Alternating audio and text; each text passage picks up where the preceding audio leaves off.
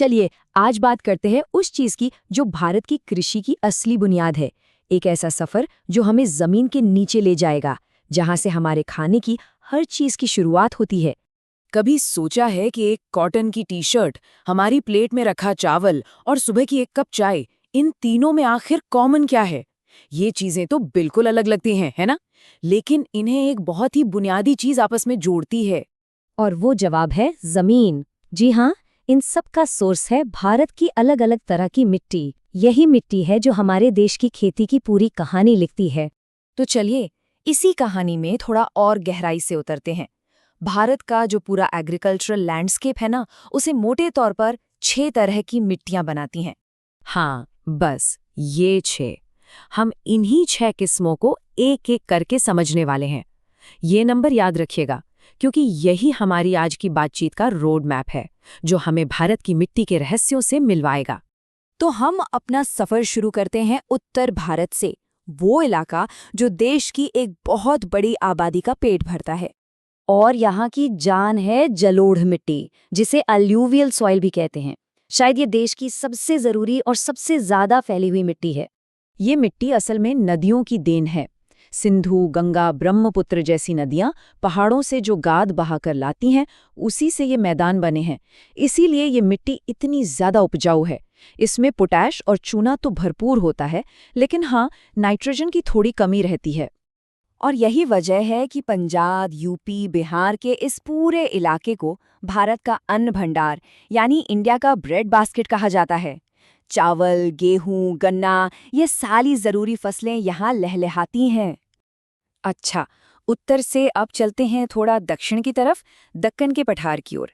यहाँ का मामला बड़ा दिलचस्प है, क्योंकि यहाँ दो बिल्कुल अलग तरह की मिट्टियाँ एक ही इलाके में मिलती हैं।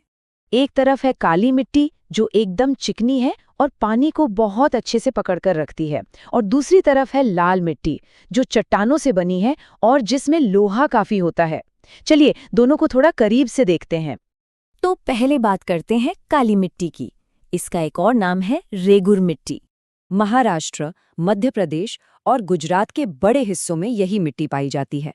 इसकी सबसे बड़ी ताकत है नमी को सोख कर रखना, और यही खासियत इसे कपास यानी कॉटन की खेती के लिए बिल्कुल परफेक्ट बना देती है। इसीलिए तो इसे कपास की मिट्टी भी कहते हैं। अब आते हैं दक्कन के पठार की दूसरी अहम मिट्टी पर, जो है लाल मिट्टी। इसका लाल रंग इसमें मौजूद आयरन ऑक्साइड की वजह से होता है। ये तमिलनाडु, कर्नाटक और ओडिशा के कुछ हिस्सों में मिलती है। इसमें पोषक तत्व थोड़े कम होते हैं, इसलिए यहाँ बाजरा, दालें और मूंगफली जैसी फसलें उगाई जाती हैं, जिन्हें ज्यादा देखभाल की जरूरत नहीं पड़ती। चलिए अब उन मिट्टियों की बात करते हैं जो थोड़े मुश्किल हालात में पनपती हैं। हम इन्हें कह सकते हैं स्पेशलिस्ट मिट्टियाँ, जो खास तरह के माहौल में ही मिलती हैं। इनमें पहली है लैटेराइट मिट्टी, और इस मिट्टी का सीधा कनेक्शन है तेज बारिश और गर्मी से, यानी हमारे मॉनसून से। देखिए, जहाँ बहुत ज्यादा बारिश होती है, वहाँ पानी मिट्टी के ऊपर के सारे पोषक तत्व अपने साथ बहा ले जाता है। इसे लीचिंग कहते हैं। इससे मिट्टी कम उपजाऊ हो जाती है। लेकिन मजे की बात देखिए, इसी कम उपजाऊ मिट्टी पर भारत की कुछ सबसे कीमती फसलें उगती हैं, जैसे चाय, कॉफी, काजू और रबर। और अब आते हैं हमारे आखिरी दो विशेषज्ञों पर। एक है रेगिस्तानी इलाकों की शुष्क मिट्टी और दूसरी है पहाड़ी जंगलों की वन मिट्टी। ये दोनों एक दूसरे से बिल्कुल उल्टे हैं।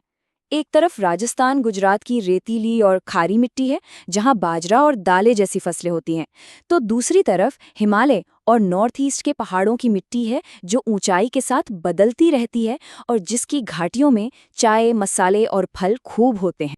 तो हमने भारत की इन 6 अलग-अलग मिट्टियों को तो देख लिया, पर बड़ी तस्वीर क्या है? आखिर इन सब बातों का भारत के भविष्य के लिए क्या मतलब है? देखिए, सीधी सी बात है कि हमें इस कीमती संसाधन को बहुत समझदारी से मैनेज करना होगा।